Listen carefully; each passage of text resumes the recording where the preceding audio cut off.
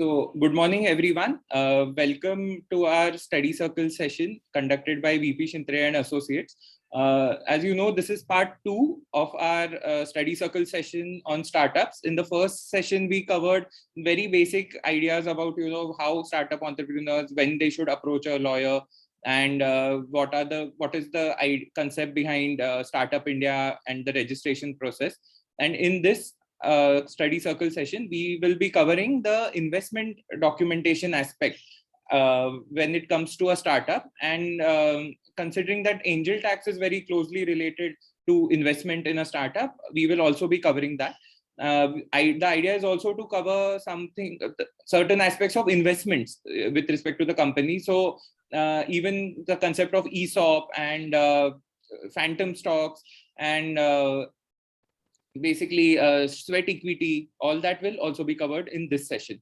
So with that, I'll just give a brief background about our study circle session. This study circle session was started by Advocate VP Shintre and Advocate Bendre in 1985, and these sessions would be held in the men's bar room in the district court premises. Thereafter, carrying the baton forward, Advocate Vaishali Bhagwat and Advocate Pramod Bendre would continue conduct these sessions. And now, in this digital age and Zoom age, we have decided to conduct these sessions online. And the idea is to reach out to young lawyers so that they get exposure to all sorts of topics. Even if they are not specifically, practicing in a particular area, they should at least have an idea about what this topic is. And usually all these PPTs are shared on the website, and we also upload our videos on YouTube. And with that, I would request Shruti to kindly introduce our speaker for today. Thank you. Yeah, thank you, Kunal sir. Good morning, everyone. So I am Advocate Shruti Auti. I welcome you all to the 13th study circle session organized by VP Shintre and Associates. So in the last session, we had Advocate Siddharth Jathar, who had acquainted us with the startups and its registration process. So today we have Advocate Vaishnavi Bhaskaran and Advocate Kunal Gokhale as our guest speakers. So they'll be broadly speaking about investment instruments, angel taxation, etc. So Advocate Bhaskaran is an alumnus of National Law University, Jodhpur. She had a wide experience of around 11 years. She has worked with law firms like Krishnamurthy and Company, Puvaya and Company in Bengaluru. She was an independent practitioner for 2 years. Currently, she heads the corporate, commercial, and employment law practice verticals at Spectrum Legal. She acts on behalf of a number of clients on matters pertaining to investments, private equity transactions, mergers and acquisitions, and structuring of joint ventures. She has considerable experience in the areas of financing and security documentation, contractual matters, shareholders' rights, and term sheets. She also has extensive experience in drafting and negotiating of commercial contracts and structuring of business arrangements and licensing deals.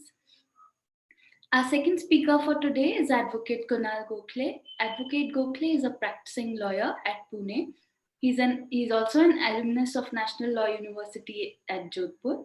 He specializes in income tax and corporate commercial matters, and he has around 11 years of post-qualification experience. So he is engaged in litigation as well as in advisory work. He had worked with firms like Luthra and Luthra Partners, Ernst & Young LLP, Vesh Associates in the past. He has also judged various moot court competitions and given various lectures. So I welcome you all, and I welcome you, ma'am and sir, on behalf of everyone. Thank you.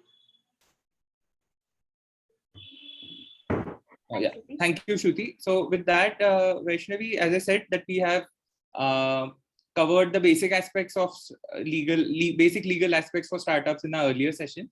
And I would request you to kindly take us through, what are the different aspects of documentation when it comes to investments or when a startup founder is going to deal with the investors. So with that, I request you to kindly take this forward. Thank you. Right. Okay.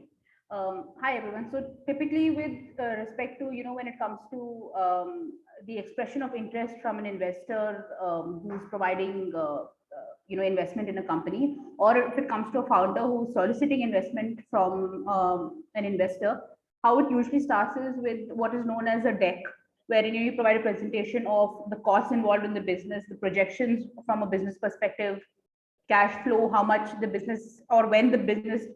At this point, typically we're talking about companies that are not fully self-sufficient. So they're either bootstrapped by a startup by the founders at this point, and eventually they're looking at investment from investors to sort of help grow the business to a place where it is self-sufficient and actually bringing in money. At this stage, you're usually looking at companies that are cash flow negative. So you're creating typically a deck of sorts to essentially sell your business and why it is a viable and an exciting prospect for an investor.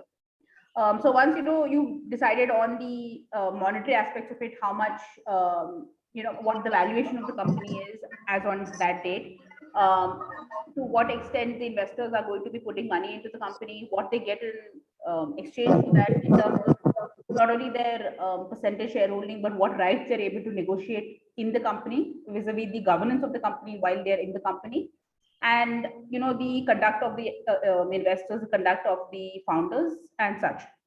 So the first document that actually one enters into is what is known as a term sheet. In it's somewhat like an MOU or a letter of intent, wherein there is an indication of interest, but it's obviously not binding. So typically there are stages, and this is the first stage of your entire process, which is the term sheet. So what you talk about in the term sheet are a few things. Number one, how much money is coming in. Number two, what this money coming in is subject to. What you get in return for it in terms of the equity that is being issued to you, or the other instruments that are being issued to you, whether it's a convertible note, whether it's debt, CCDs, compulsory convertible preference shares, and the like. Then we also talk about, in brief, the exit options available to the investor when they can leave the company, and the protective options. Now, of course, since this is a very preliminary document, you're only touching upon these subjects in the stage between the signing of the term sheet and the actual signing of the shareholders agreement or the investors agreement. There's obviously a lot of back and forth and a lot of negotiation that happens between the parties. So typically in the investment process, once you sign the term sheet, the investor will embark upon what is known as a due diligence process.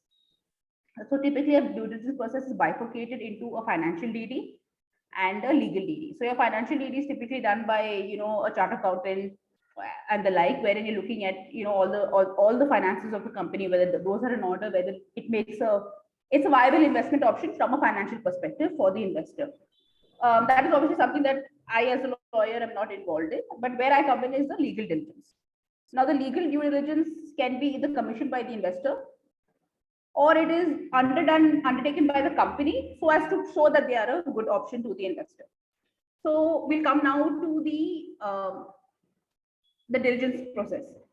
So when we're looking at a company that is to be invested in for the purpose of this particular presentation, we're looking, the kind of documents that we look at is first your MCA records. Whether your MCA filings are in place, whether you've gotten the requisite forms have been filed, in stuff like your board meetings, your shareholder meetings, are they being held regularly? Are there penalties on the company? Are there any sort of failure to adhere to requirements? So then what we do is we flag these issues, saying that these are the issues.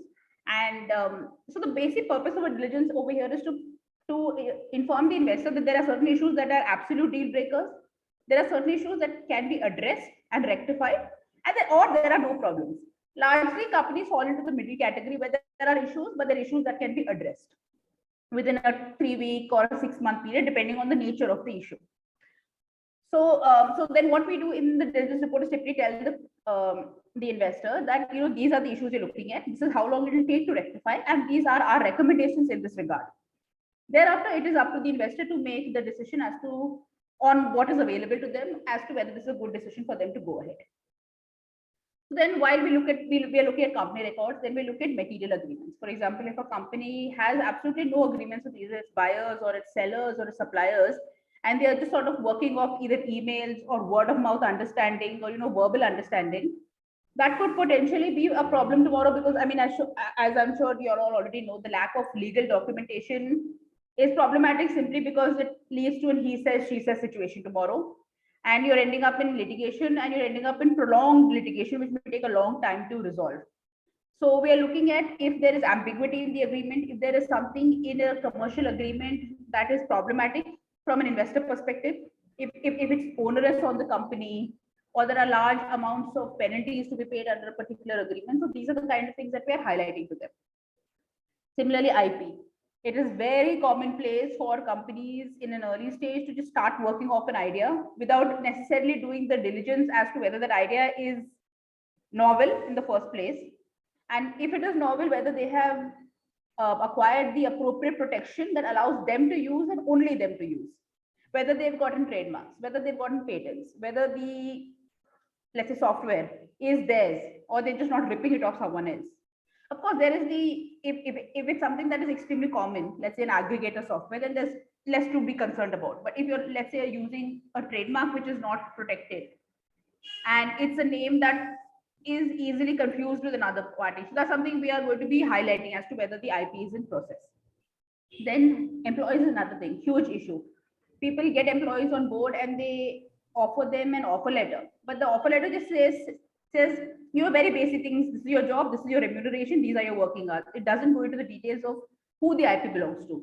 And that's a big issue, especially when we're working in tech or tech allied spaces, wherein employees are working on a lot of information pertaining to the company, which is core to the company's business, and the company has no protection. So essentially, when the employee leaves, there's nothing to prevent that employee from using that tech, because you've not anywhere told them that listen, it's ours. So it's then it goes into a whole debate. So you'd rather cover your bases with the employment documentation also, such that even when an employee leaves, they are bound by the procedures. They don't take your IP or your confidential information and pass it on to a competitor or a different business. Then, of course, there are, your financial documents. What if you've got loans from banks? Oftentimes that is the case. If you've got loans from banks, what are the terms of the loan, how onerous they are? So these are things that we're just trying to highlight. Another thing that is a big issue is typically your statutory licenses and registrations. Most businesses will need stuff like a shops and establishment license under whichever the applicable state law is. Then, of course, if you have more than 10 to 15 or 20 employees, depending on the legislation in question, you're required to have a bunch of formalities, forms, filings, and permits. For example, the most basic things, you're required to have a maternity benefit structure for your clients. You're required to have a POSH system in place. There are a large number of companies that I interact with who have absolutely no POSH system in place. And it's only when there is an incident that actually occurs that they wake up and see this is the situation. So there's something in the course of a diligence that you would always highlight to investors. And then the last thing is usually litigation. If the company is involved in litigation, how much this could cost you in terms of damages or a payout, or how long this could stretch and become a problem. So basically, we are looking at these things. So one thing that we always urge early stage companies is to get your processes in order, because if you don't get an order today, you're going to have to get an order at the time of diligence. So there's really no escaping it. And in often cases, it could actually compound an issue that is actually quite minor in the beginning. So then, so this is your due diligence process, and assuming that this is all gone well, you will then proceed with the actual. Vaishnavi, I just had a question. So basically, considering that, okay, these are the items, which could be red flags, could you just give us some examples that, you might have come across while working on any due diligence issue where, because of certain points not being there in place, or because of certain compliances not being made, a deal could not probably go through? Just so that we are able to convey that why this is so important. As in, if you could just give 1-2 real life examples. Yeah, so sometimes what happens is there are companies working in the hardware space or hardware cum software space, and they're working on the thing and they're creating actual hardware and software, but they've not filed for a patent yet. So I mean, the logic is really right. That I'm investing in your company because the idea or the patent over here is what is the value of the company, right? And you have proceeded without a patent. Right. So in that case, what happens is typically the investor might tell you that, go get this done and then we look at this. Right. Because there is no saying whether the patent will come through, how long the patent will come through, whether there is currently a competing which is something that happens a lot, right? In any market, regardless of the nature of the market, you typically have 5 or 6 people doing the same thing, and then it sort of gets consolidated where you have 2 people doing the same thing. You take Swiggy and Zomato, you take Ola and Uber. That every market comes to a stage where there are 2 people. Right. Those sort of things. Then there are also smaller issues wherein we will highlight to the clients that, let's say, there are tax issues sometimes. Absolutely, tax filings have not been maintained, and there are massive penalties. Yes. So in this case, what we might recommend to the client is that, listen, this is not a deal breaker entirely, but you are looking at huge penalties. Right. So in case that happens, you obtain an indemnity from the company, saying that if this or this happens and there is a loss and there is a claim against the company will indemnify the investors. Because at the end of the day, it's your investment that's getting devalued or at risk. Right. So then basically learning from this is that right from the start, it is better to have your processes in place, and probably better to have your consultants in place, whether it is a CS or a CA or a lawyer. It is important that all these processes are in place so that when the time comes for an investment, no red flags or no issues will arise. Yeah, see, so for example, I can give you an example in my personal experience of a client wherein we've done 3 rounds of funding on them, and we're approaching our 4th round of funding. So when I was sort of brought on board for the first round of funding, absolutely nothing was in place. So the diligence process and getting stuff done took 3-4 months, and it held up the investment process. But then since now everything is in place, every subsequent round of funding gets fairly smooth, fast. Right. And so the money comes in, and you're at term sheet stage, and within a month you've signed your agreements and you've received the amount of money also. Right. So, Vaishnavi, I had one question with respect to intellectual property. Sometimes, it may happen that there are 2 startup founders, they started working on something, and once the idea took off, they incorporated a company, and not necessary that they may have transferred that intellectual property in that product to the company. Right. Would that also pose any issues? Yeah, so it's not a red flag at all. Typically, when we part of our IP diligence, you will ask for all the IP protection that you have. And if you find that it is in the name of a founder, so we simply suggest that prior to the closing of this agreement, we will have that rectified and assigned to the company, whatever the particular IP, maybe trademark, whatever. Right. So it's over here, it's very important to know that there are typically 2 categories of issues that we highlight. We highlight some issues which are known as conditions precedent, which we want to be addressed before the agreement is signed at the time of closing. And there are some which are conditions subsequent, which typically are things that may take some time. So we give them a time period that we want this done within 90 days. For example, your labor compliances. Get your shops and establishments in place, get your other registrations done within, let's say, 3 months from closing. Right. So we try, I mean, typically when you're doing a due diligence process, it's the endeavor of every person who's doing it is to not hold this up, but to try to have it done rather than hold up a day. Right. So that's sorry, go ahead. And in terms of legal compliances, like you said, other than income tax, any major compliances that usually, you've seen companies miss out on? I assume startup, even shops and licenses would be part of it. All of them. Typically, you find that none of these are done, but these aren't usually reasons for us to hold up an investment. We just move it to what is known as condition subsequent. And we tell the client that you need this done within 3 months. Right. Because we look at that sort of timeline to get the labor departments involved, depending on which state they are in and so on. Right.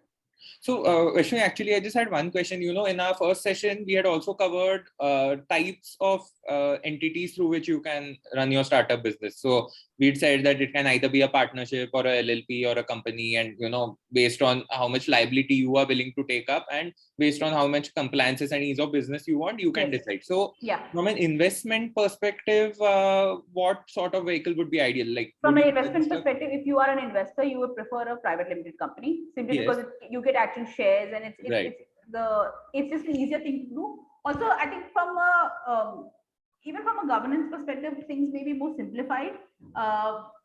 So, I think in my experience, I've not actually seen an investor wanting to put money into an LLP thus far. It's all private limited.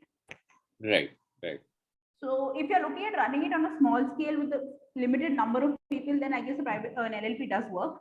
But if you are looking at venture capital and a large amount of investment and a lot of investors coming in, then yes, private limited. Private limited would be the way forward. Yeah. Right. So even like if it's an LLP, then probably if you have individual investors who want to, put in some money, then probably Yeah, an correct. LLP will work. Because you're looking there at shares. I mean, in terms of a share of the LLP. But when you're talking in terms of sort of giving equity to a large number of people, private limited is just easier. You can give 9852 shares to somebody. Right. Not such an issue. Right. Yeah, and I think we also pointed out at that time that there's in a company there'll be a distinction between the owners and the management. Precisely. So that is so the idea. A lot of investors like to do a situation wherein they are sort of not liable for the day-to-day functioning of the company. Right. So from that perspective, it helps them sort of put in money, keep a seeing eye on the company, but not be accountable for the day-to-day, because in a sense, the day-to-day is still being run by the founders. Right. So, and Vaishnavi, sorry, just one point that with respect to the employees also, you said that, there may be some issues with how the employment agreement is drafted and some Correct. confidentiality issues. Correct. So in that, what would, what sort of a solution is required, or what are the basic things, like in terms of agreement clauses, what Right. other points which you would suggest, maybe other than confidentiality? You must absolutely have a very clear IP clause as to what we call commonly a work for hire clause. Since the company is hiring the employee to work for them and they're getting paid in lieu of their services, IP must absolutely belong to the company. Right. That's one. Your second, of course, is your non-solicit. When they leave, don't take our clients, don't take our businesses. So a lot of people do put in non-compete, but the thing with the non-compete is it's a bit of a gray area, simply because if somebody works in a certain sector, you can't prohibit them from working in a certain sector simply because you have sector-specific expertise, right? So if you leave Infi, I can't possibly tell you that no, you can't go work with Cognizant because I'm a software engineer. What else am I going to do? Right. So to this extent, we can put in a clause saying that you can't use the data or the IP that you have had access to as an employee over here for a third party. Right. So there is jurisprudence on the matter that you can't have a blanket non-compete, but you can prevent your data from being used for somebody else's benefit. Right. So we word it in such a fashion. Right. Then there is, of course, one more thing is that we try to ask the client to put in place a severance agreement at the time of leaving, wherein we very clearly sort of lay out that this is what is owed to you and this is what will be paid to you. And going forward, there are some restrictive covenants again. Because what happens is a lot of times companies don't get an employment agreement in place, and then they are scurrying around at the time the employee is leaving and say, oh, what do we do now? Right. So then, you sort of swoop in last moment and sort of plug the gap with the severance agreement. But logically speaking, if you have a good employment agreement in place, you don't really need a severance agreement. Right. So, with respect to immovable property, I mean, considering that, it would just probably be a lease or ownership, any red flags that arise? Not really. I mean, typically what happens is they don't pay stamp duty and all that. So we'll tell them stuff like, pay the penalty and get it stamped later on. That kind of thing. Right. And unless you are actually holding properties and owning properties, where then of course there could be subsequent issues. This is not something that happens a lot simply because most properties are on release. Right. So you try to make sure that all the paperwork is in place before you actually get into your investment. Right. And I think from my own personal experience, probably I would also like to state that, in terms of legal compliances, most of these entities or startups would have a website. So probably even a privacy policy is something that they do miss out on. And a privacy policy is mandatory under the provisions of IT Act and its regulations. Basically, I think from that perspective also, it's important to keep in mind that when you have a website and mostly you would be collecting user data, even having a privacy policy in place is important. Yeah, so I'll add to this as in when we talked about material agreements. Oftentimes, if you have a largely online business, your material agreement is largely your privacy policy and your terms of use. Let's take into account any aggregator company. Let's talk about Swiggy or Zomato, for example. Yes, they have agreements with, they might have other agreements, but a large part of their agreement is your merchant agreement or your merchant terms of use and your customer terms of use. Right. So this is a huge chunk of your material agreement, so to speak. So you are going to obviously go through that with the proper sort of fine-tooth comb to see if there are any perpetual or possible issues. And then if you do see issues, you will ask them to update it or amend it. So that's another thing we do. If we see an agreement, any agreement that any company has, which in your opinion is either not thorough enough for your purposes or is potentially problematic, you will suggest to the investor that this agreement be amended and a fresh one be executed. Right. Right. Similarly, another thing that you do is when also oftentimes what happens is founders just start a company and they don't have paperwork in place. So it's very important that the founders also have agreements, because when a investor is coming in, their larger interest is the founders, right? So Right. you want to tie the founder also to a company. Right. Right.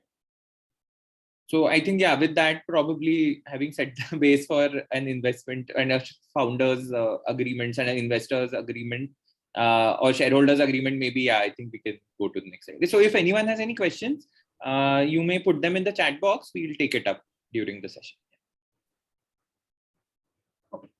So now we come to so typically how most investment agreements go in India is you have a share subscription agreement, or wherein you're either getting equity shares, which is usually not very likely at a more advanced stage, simply because equity shares the risk is high, right, for an investor.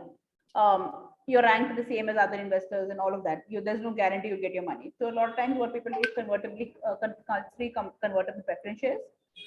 So the terms of conversion are laid down, which typically happens at a later date. Initially, you hold on to CCPs, and what it does is it also gives you, as an investor, a sort of one level above the other shareholders in terms of getting back your money, in terms of all of those things. So we'll come into what provisions we typically see when an investor is entering into a shareholders agreement.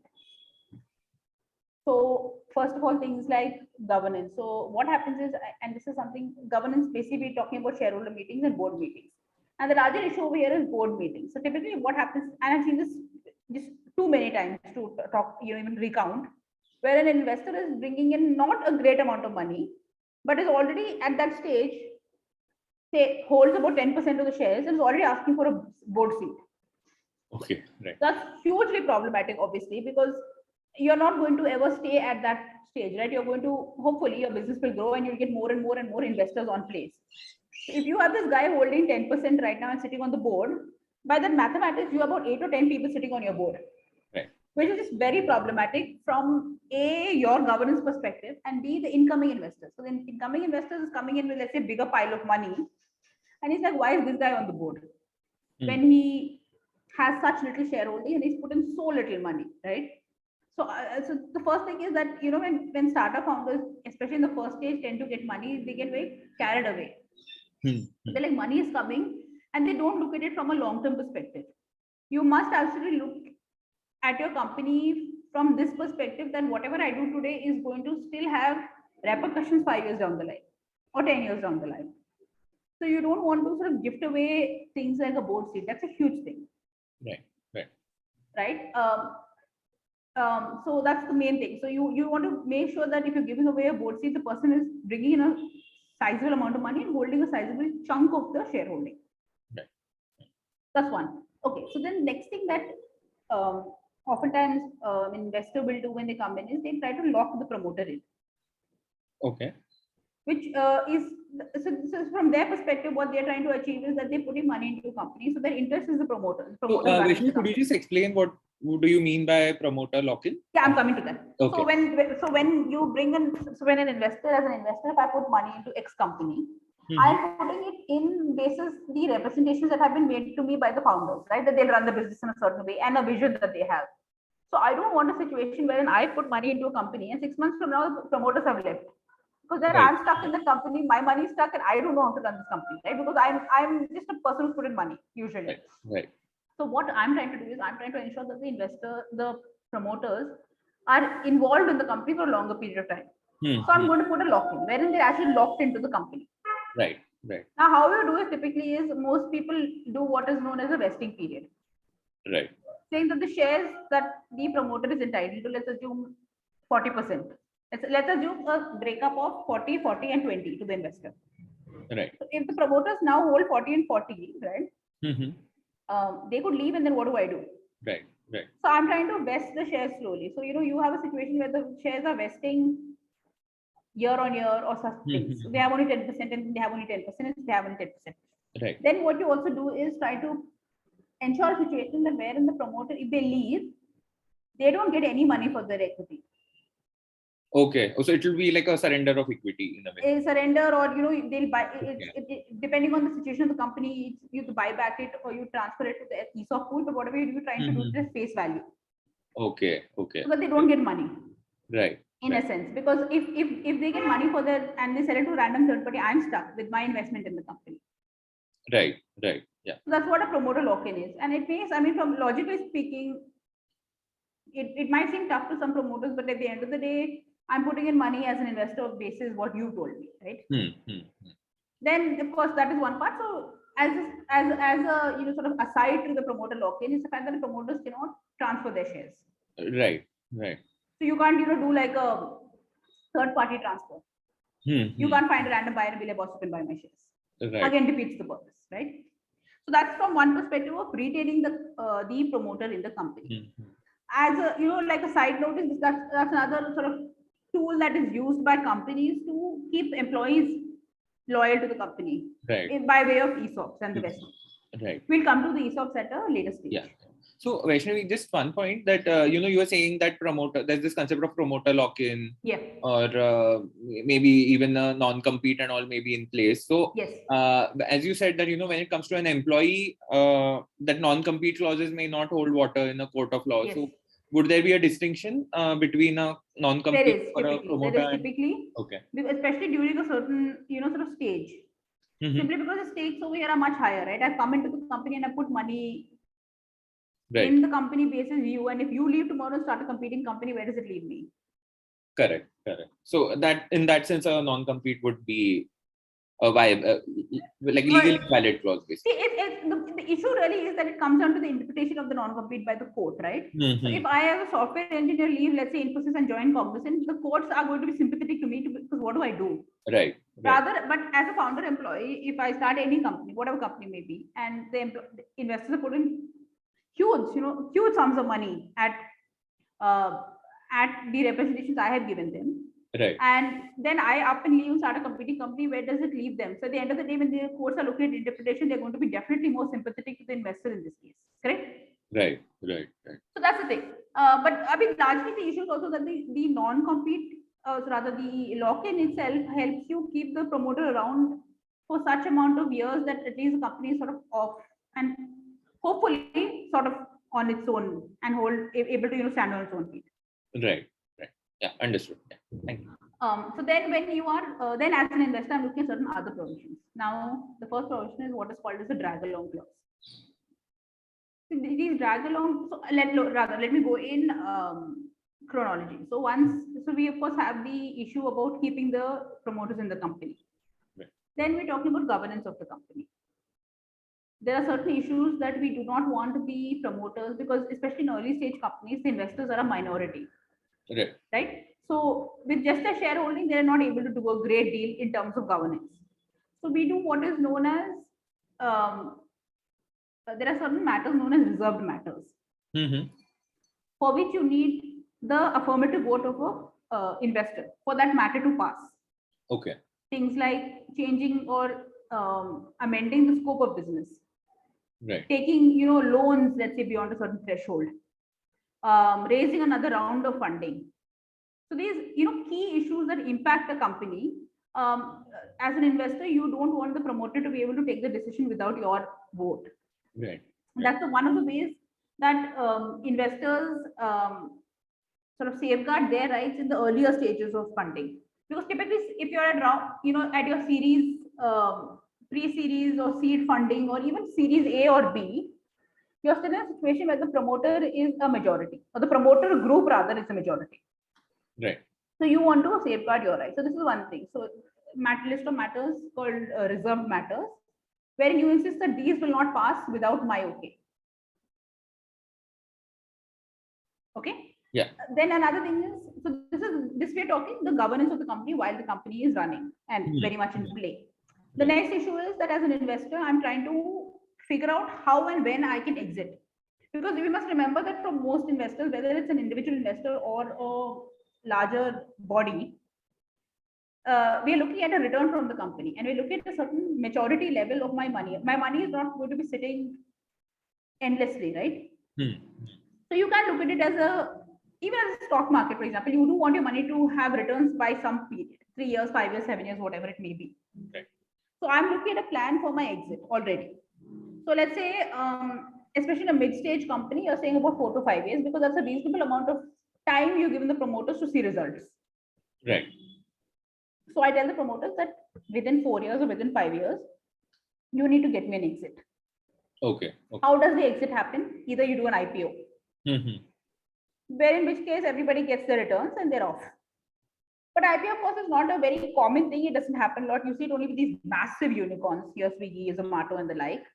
For other people, what typically happens is you're looking at a different stage, a different kind of exit. Right. For example, a third-party transfer. So you find a third-party buyer who's willing to buy the investor shares and perhaps some other shares also, and come in at a greater amount, and the investor gets their exit. Right. So we have certain locksteps. You try to do an IPO, or you try to do a third-party strategic sale, or you have the company buyback if the company's reserves and the other things allow it. Right. Company buyback, so again the investor has left, or the promoters may have by then have the financial wherewithal. So they buy the shares and they allow the company to investor to leave. Now, if all of these don't happen, then it becomes what is known as an event of default, right? Right. Amongst other breaches. So if the company or the promoters do certain breaches of their obligations under the SHA, is what is known as the event of default. So one of these cases, what happens is the promoter, the investor says that, boss, you're not doing anything, I need to leave the company. So I will essentially do what is known as a drag along. Right. Which is I will go and secure a buyer. But the buyer may not want to buy only 20%. The buyer may want to buy, let's say, 70%. So I will give my 20% plus both of you in the same proportion. So you're 35, you're 35, my 20 makes 70. I'll drag you along and force you to sell to this. Right. That's a drag along. That's right. To protect the investor.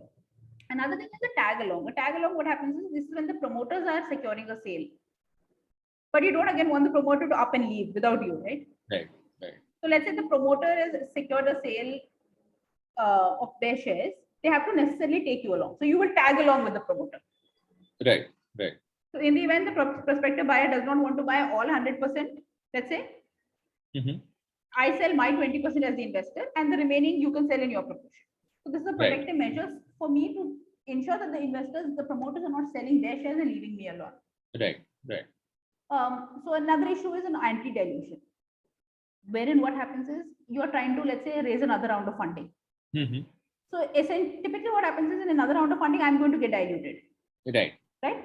But the larger, so in that case, I can obviously, I am open to, the option is open to me to further invest in this company. But if I choose to not participate in such a round of funding, I will get diluted.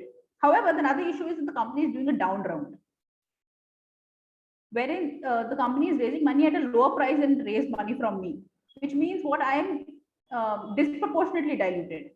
Right. Right. So we have what is an anti-dilution provision, wherein the mathematics of it is worked out, and a commensurate number of shares are issued to me as an investor to ensure that I am not diluted disproportionately. Right. So that kind of thing. Then of course there is at the time of either winding up of the company, if that situation does come in, we're trying to look at a liquidation preference, wherein I will get 1.5 x, and I get the money in preference to other holders of shares. So the first rung is the repayment of the amount owed to me, and thereafter the remaining investors can get there, or their remaining shareholders can get there. Right. So could you just give an example, small example about how this liquidation preference would work?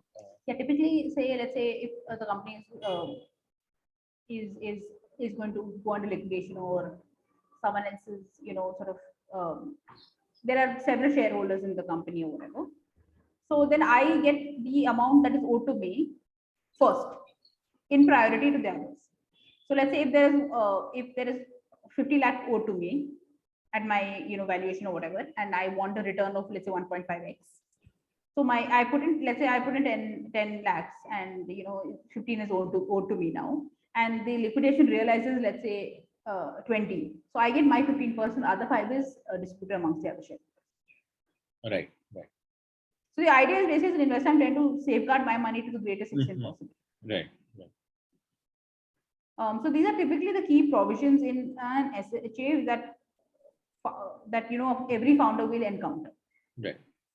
So I mean, you're done with the last point also, right? Like, or you want to finish with the exit? Then I'll just come to my question. So the exit is what we discussed, right? I want an exit in one of the following ways. Right. So now actually the thing is that, okay, all this is more, I mean, probably from an investor's perspective, these are the, aspects or clauses which an investor would look at. Yes. So from a startup founder's perspective, there are some cases like we'd heard in many Indian startups. What happens is that, the investors have a major chunk. So from what I know, even in Flipkart or, Zomato, even the founders are not, it's not as if the founders hold a 50% chunk. Not right? at all. So when you are the founder, you have put in your heart and soul into that product, and you end up holding a minor stake in your own company in a way. What sort of clauses would you suggest for such a founder? These are the basic things you should keep in mind at least. See, that's the thing, right? So what happens is when you talk about founder dilution, it is not an immediate thing. You don't go from 0 to 100. Right. Or you don't go from 100 to 0 rather. Yes. Stage on stage. So when we talk about Zomatos and we talk about Flipkart I think is at series J. Okay. Which is 12, 13 rounds of funding. Right. So it's a gradual dilution. But yes, it does seem like, okay, this guy is now holding 5%. But the truth of the matter is his 5% today is notionally at least worth more than his 50 was back in the day. Right. So at some point of time, and this happens at the stage of every company, if you continue to accept investment, you will get diluted. Right. So at that stage, I think the larger issue is then the one thing that you can really sort of or try to push back on is your exit. Okay. So for example, I'll give you an example. Exit would be from the board as well as the company. From the company, yeah, largely. Right. Because the idea is you want to hold on to the money, all right, or get money for that. Right. So I'll give you an example. So recently, we had a startup wherein standard 4-year lock-in for the promoters, the investor wanted, and so they were just saying that if you leave within whatever period, you don't get anything. Right. So we sort of asked them or pushed back and tried to get a clause, and we sort of structured it in this fashion that if you leave after 1 year, you get 25% of the fair market value of the shares. If you leave after 2 years, you get 50% of the fair market value. Right. So that way, when you leave in that stage, you get something at least for all your efforts. Right. So that's one thing that you will largely push back on, because what happens is when you're diluted beyond a certain stage, there's really not a lot you can do in terms of governance. Right. Exactly. So, I mean, I've read somewhere that, in the US and all, probably Mark Zuckerberg, they have something called like higher percentage of voting rights attached to Yeah, so you have differential voting rights for a number of things. Right. So does that concept also apply? Yeah, it does. There are certain provisions that allow you to do certain situations, which certain categories of shareholders keep that in place to sort of be able to have some level of control over the functioning of the company. Right. So you have to issue DVRs for that purpose. But it's not something that is given away willy-nilly to everybody. And typically, more rights you have to a share, the less you will get in terms of monetary value. Right. So it's not only about voting power; it's also about your monetary value. At some level, the distinction that needs to be drawn is whether you're a founder or whether you're an investor. What are you trying to get out of the situation? Are you trying to run the company, or are you looking at this purely as a commercial investment? Right. So if you look at it as a commercial investment, you're going to look at 2x returns, or 1.5x returns. You're not going to be like, boss, I want to get involved in this and this and this. Right. So the reason you have these sort of provisions is that to make sure there is some level of control over the company in terms of that there's not complete mismanagement, but also you don't get involved in the nitty-gritty. So of course, one thing that we keep in mind is that in terms of the day-to-day business, another thing that we do is in terms of what I mentioned earlier, reserved matters. There are a number of things in reserved matters, right? Including taking on loans, entering into agreements and so on. Right. In order to keep at least the irritation of every decision being approved by the investor, one thing you can do, for example, one of the clauses in your reserve matters maybe don't obtain loans, for example. Right. So we'll say, we put a threshold, let's say, if I'm obtaining a loan beyond 1 crore, let's say, then I'll take your approval. Because on a day-to-day basis, I might, if I'm a money-heavy intensive company, right? Let's say if I'm a hardware company, I may need to obtain a 75 lakh loan just to, let's say, fulfill a particular order. Right. So I need to take a loan and then I can't be running around to get investor approval. Right. That's one thing. So another thing is, for example, IP. Or one of your reserve matters, maybe don't do a license of your IP. So you may put a rider to that saying, except in the day-to-day business. Because if you are a hardware come software business, licensing is your key role. That's all you do. Right. So, as a lawyer, depending on the nature of the business, depending when you're sitting with the founders, you're trying to ensure that at least from a day-to-day perspective, there are no irritants in their life. Of course, they can't do major things like starting a new business vertical, right? That you obviously is a bit much, but at least the irritants on a minor and day-to-day level, you try to minimize. Right. So I know you've already covered the aspect of types of investment instruments in your earlier slide, but so in our first session, Siddharth had mentioned that, when you're a registered startup, one of the benefits you get is also something known as a CP, I believe. So if you could just give us some idea and also probably cover aspects of, what would be a preferable instrument? Like we have CCDs, CCPs, equity shares. Practically, how would an investor or a startup founder, look at the nature of the investment instrument? If you're a startup founder, you want, actually depends on what you're trying to achieve, right? Right. So if you want a lower risk on you, then you would say equity. I'll give equity because the risks are lower, right? If it doesn't work out, it doesn't work out. Right. Whereas with a debt instrument, you have to pay it back. However, if you are fairly confident of making things work, you may be like, listen, I'll rather do a debt instrument and get this person out of my company. Right. So there are flip sides to both. Typically, what investors do, they do things like CCPS. Simply because it allows them a certain level of actual stake in the company. Right. In a company that might tomorrow grow and be worth more. And it becomes a long-term investment, but also because you're a preference shareholder, you have certain preferential rights. Your investment is more secure and such. So like you mentioned, I'll come to a convertible note. Yeah. This is a sort of new concept been around a couple of years in India, wherein what happens is companies are so early stage that they are not able to actually sort of arrive at an accurate valuation. Because there's not been a lot of cash flow, but in their minds, their idea is phenomenal, right? So oftentimes what happens is between there's a sort of disconnect because of lots of values of our companies, so valuation becomes inflated because the founder is of the idea that my company is worth 10 crore. Investors like, boss, this is worth 50 lakhs. Right. So you're not able to arrive at a sort of idea via media. So what a convertible note allows you to do is it allows you to wait for a little more time until maybe let's say a year from now when you can assess the actual value of the company. So you give me X amount of money. Right. And as per the convertible note, at that later fundraising level, the amount that you invest in the company will be adjusted against that value. Right. As on a date from now. Because right now we are so premature, we have no idea how much it is actually valued, right? If as a startup founder, I may say that your 20 lakhs is worth only like 10,000 shares. And you as investor may say my 20 lakhs is worth 50,000 shares.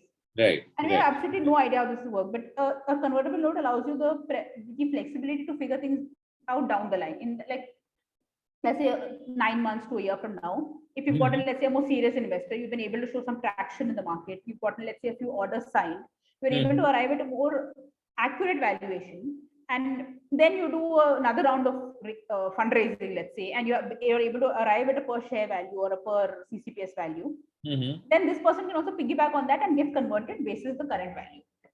Right. So it's useful instrument from both sides because you have a more fair idea of what you're looking at in terms of actual issue of the instrument. Right.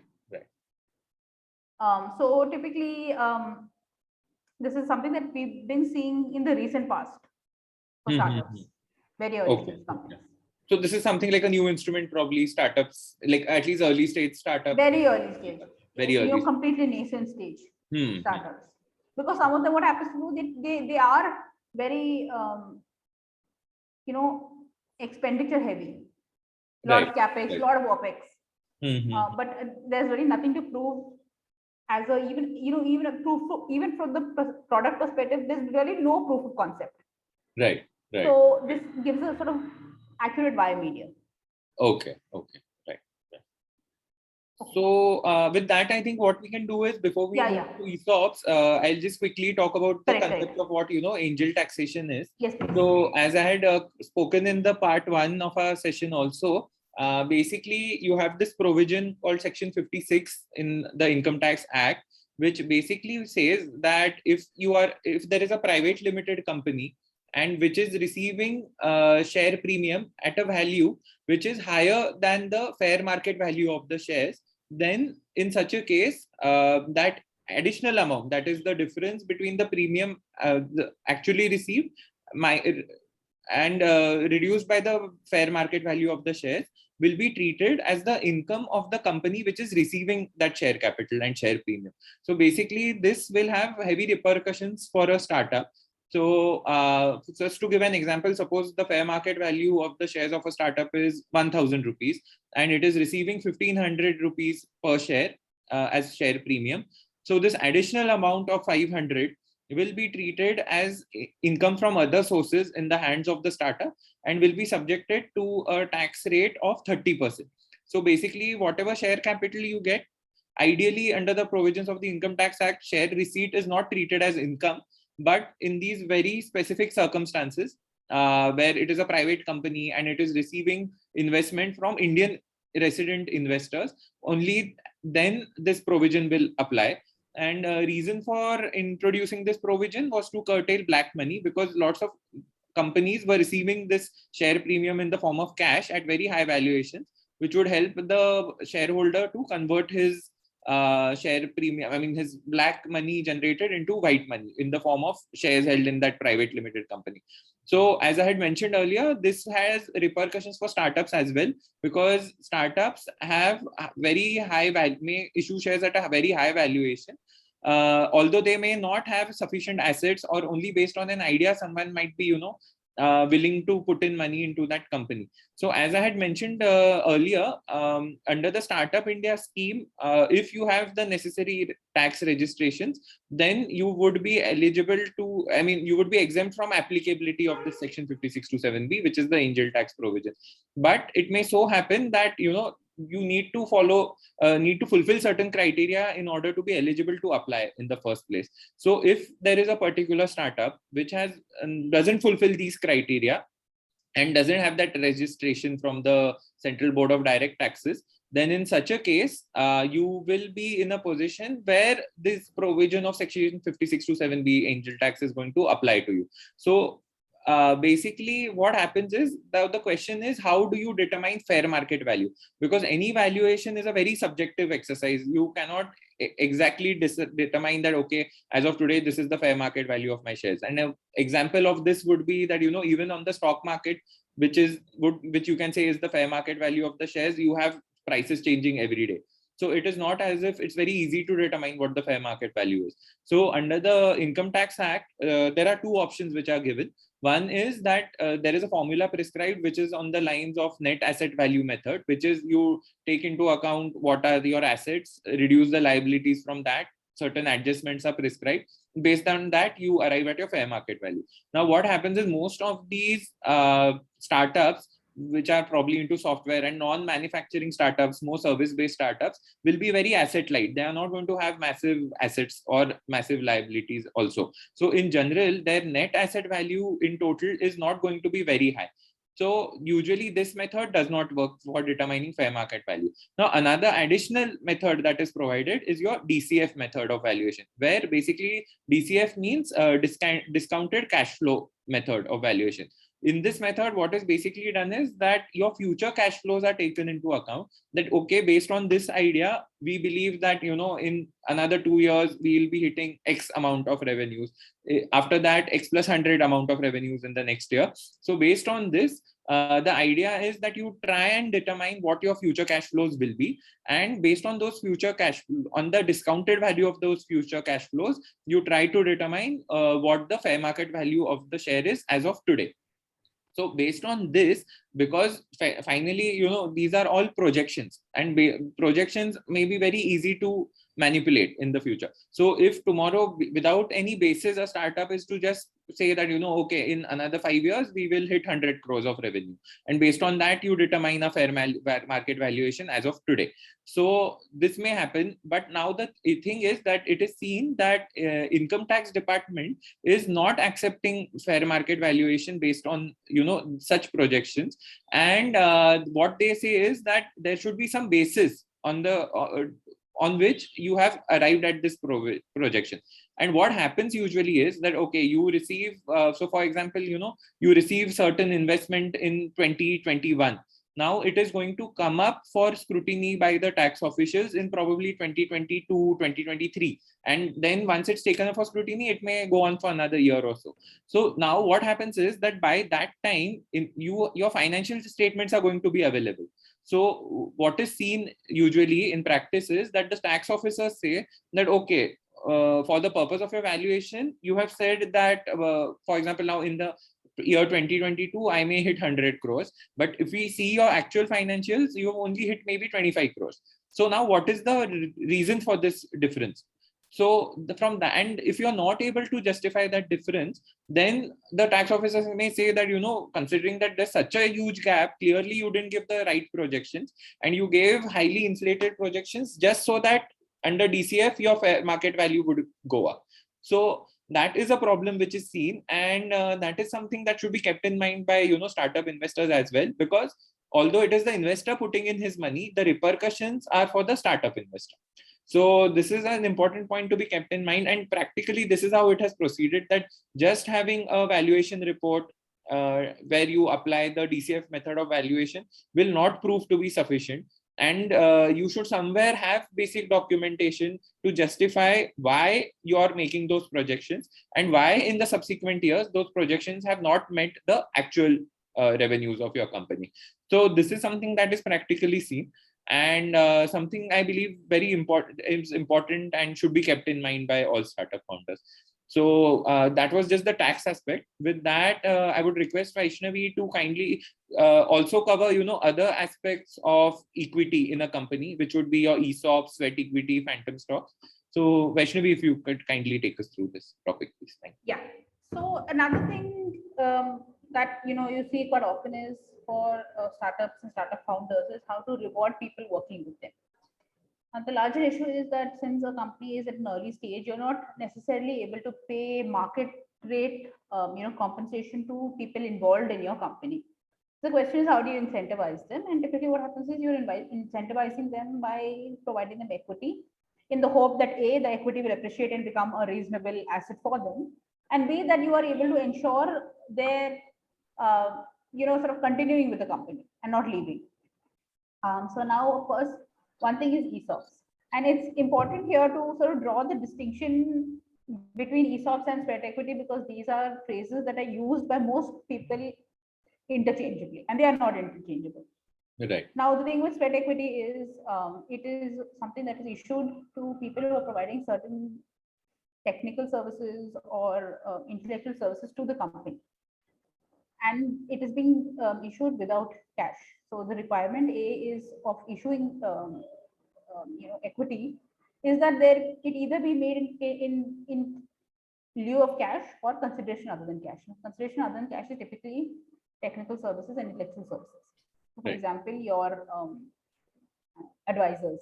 Oftentimes, as a startup, you might have got on board industry level experts to sort of just mentor you and provide a little bit of oversight to your company. Now, naturally, if these are industry experts, you're not going to be able to pay them market level compensation. So what you do is you issue some amount of equity to them. That is typically what is done in the form of sweat equity.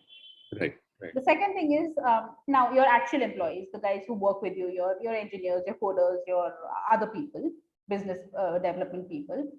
You also want to incentivize it, because again, you're not paying probably not paying the market level salaries also. So you want to sort of add to the CTC component, and what you do is you do ESOP. Right. Now, yes, as there's a vesting period typically for ESOP also. Wherein but the thing with the ESOP is I need to exercise my right to subscribe to the ESOP, and there's an exercise price for this. Right. The exercise price may not be the actual fair market value; it may be a slightly a reduction on that, but there is still an exercise price. Right. Versus sweat equity, where there is no exercise price. So this is an important distinction to draw. Right. So sweat equity, since you have the same vesting period, you have a vesting period of 2 years, 3 years, 4 years, depending on the company. And at the end of that year, the employee is able to vest their exercise the rights to acquire or purchase those particular shares. Right. So that's how sweat equity works. Then, of course, there is the issue of phantom stocks. Sometimes what happens again, you don't have either an ESOP plan in place or it's a very early stage company or such. So you give them what is essentially phantom stock is a notional concept, right? So you tell them that I'll give you equivalent to 150 shares, let's say. And then you have certain terms and conditions of how this will be paid out, how it will vest with you, same vesting schedule as the others. And at the time that the person becomes entitled to these, you pay them out a cash component. So let's assume on the day of your joining, I give you 150 shares notionally, phantom shares. Right. Today, 4 years hence, 150 shares are worth X amount, right? So there will be a payout to that extent. Right. So you are incentivizing the employee, you are paying them cash, the company does well, that's a lot of cash. But also it gives you some flexibility in terms of not actually having those physical shares on the book being held by somebody. And also it gives you the idea of how much roughly to pay a person when you're not entirely sure of what the valuation is. Right. So these are those things. So Vaishnavi, usually what is like a preferred option? Like, do we see lots of startups giving out ESOPs, or is it better for the startup founder to not dilute his equity? Because even ESOPs would be a form of dilution. Yeah, correct. But a lot of things, what happens is typically you do have an ESOP pool later on, because how many people do randomly give, so when, let's say if you're a more advanced stage company also, your investor self comes and tells you that I want the ESOP pool in place and such. Okay. So there's a place and time, I think, for a lot of things. Sometimes what happens is in phantom stocks also, if you're looking at a person who's not going to be around for a long time, and you know it. Right. So you say, okay, I'll give you stocks, phantom stocks. Because that way you're not on my books. You're not, because I know that you're not going to work with me. I don't want you on my books, right? Because that's the whole thing. How do I get this person out of my books? He's on my books and all of those things. So I tell you, okay, listen, you work for me, and I know that this is, let's say, a 2.5, 3 year assignment, and I will give you at X date. Right. The payout.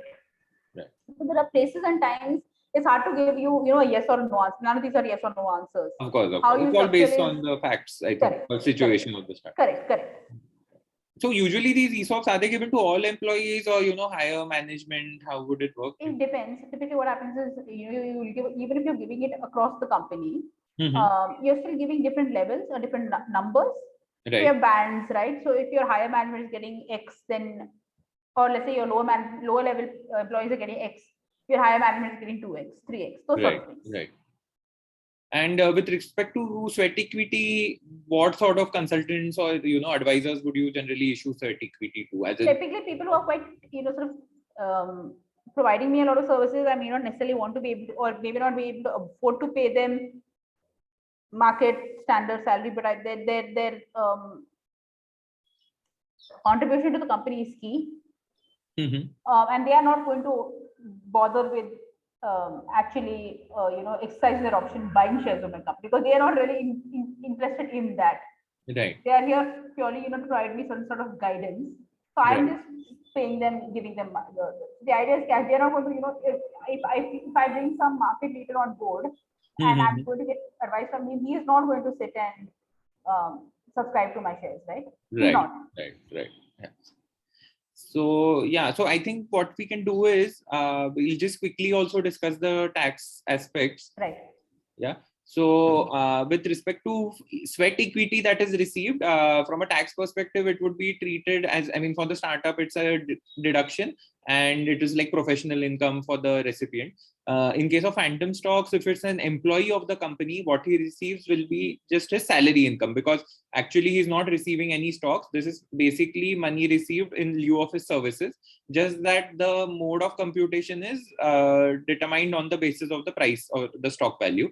Now coming to ESOPs, it is seen that ESOPs are a very important aspect for startups, However, their tax treatment is a little complicated. So that should also be kept in mind by a startup founder.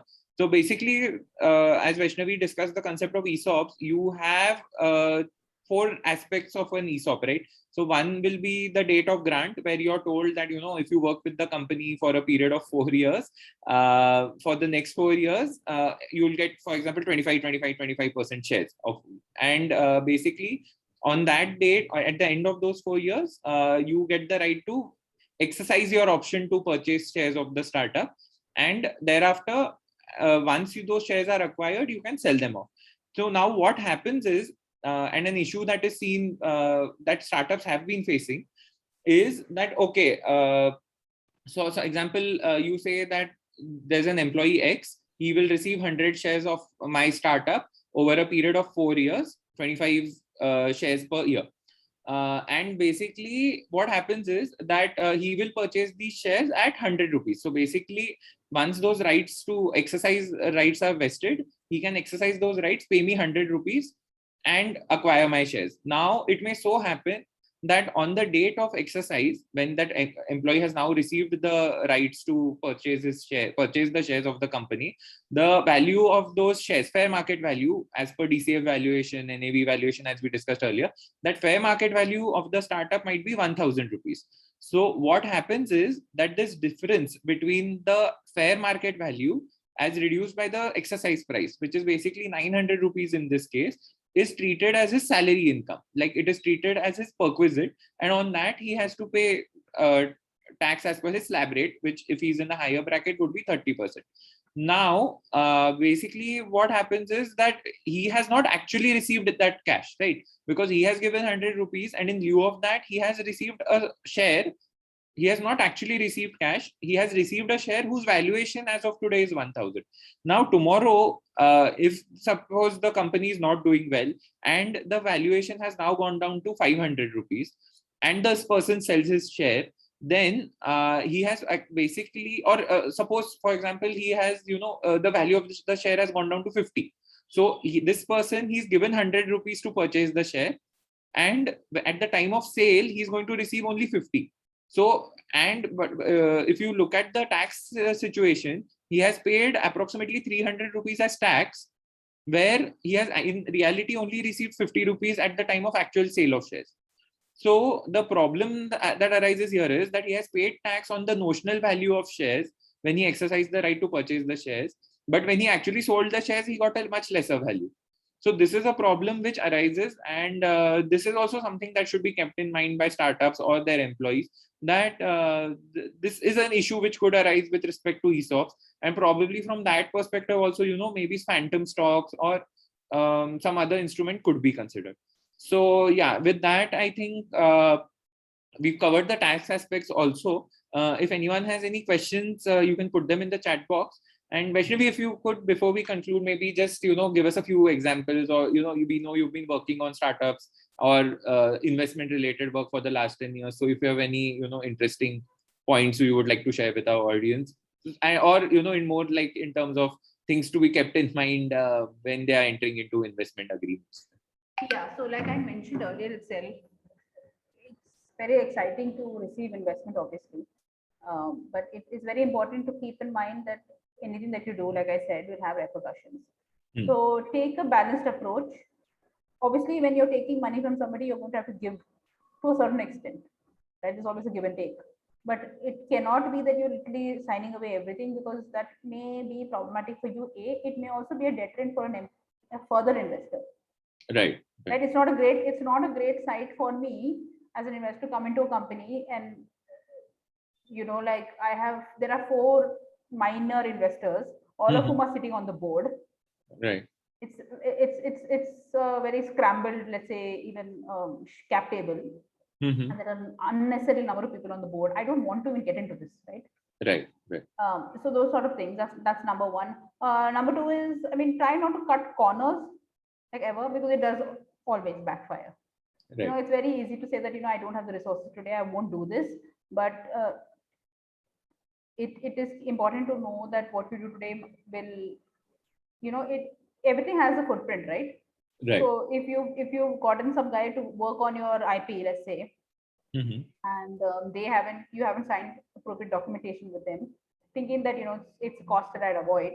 Please remember that tomorrow that IP may be in danger, which is essentially the lifeblood of your organization, right? Right. So yeah, that's basically it. Everyone makes mistakes when we are running a business. I'm sure I do, and all of us do.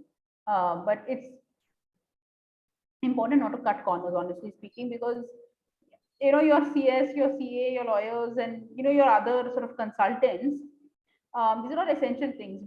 As startups, it's very sort of common to look at these things as miscellaneous or bottlenecks, but they're actually not. I mean, yeah, I'm sure. I mean, they may be bottlenecks tomorrow if you don't get them done, but spend some amount of time on that. So yeah. Yeah, that's largely about it. Also, when when you're getting into any sort of investment deal, know what you want out of it. Right.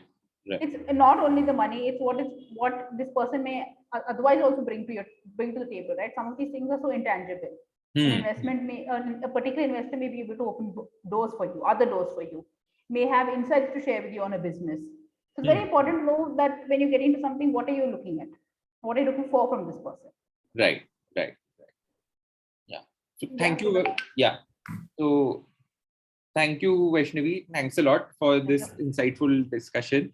And I'm sure it will be very helpful for startup founders to gauge what all things should be kept in mind when they are getting investments. And also, I think this session has given a very good idea about what would an investor also be looking at. So it's not only about what you want, but also the other side. What is it going to be looking at, so that you also set your house in, basically put your house in place, right? It's a balance, right? Yeah. So I mean, there are people coming from opposite sides of the spectrum, and you're trying to arrive at a viable medium. Right. So yeah, with that, I think this was a very helpful session, and as we were able to cover different aspects of running a startup business and the legal compliances in the first aspect, and in this session, I think we've covered the investment aspect. So thank you so much, Vaishnavi, for agreeing to do this session at a very short notice. Unfortunately, Siddharth was not able to join us today, and thank you for doing this on a holiday, like 2nd October. But I'm really thankful that you were able to, help take up this session and provide your insights. With that, I would request Vaishali ma'am to kindly conclude this session. Thank you very much, Vaishnavi. My apologies that I joined a bit late, and I am having a little bit of cold, so my voice may also sound a little funny. No, thank you very much. It was a very interesting session. I attended throughout the session. As Kunal very rightly put, it was a nice concluding session after Siddharth opened the topic, and we have covered the entire subject 360 degrees now. Our apologies that we were not able to reach to enough people, I guess, because the attendance was quite low, and we really are sorry about that. I think it's a learning for us as to how we would like to reach out to more younger lawyers, because these are subjects that generally get handled also by, or at least generate interest in young lawyers. So we need to have a rethink, Kunal, on how to either generate more interest or ensure that more and more people join us.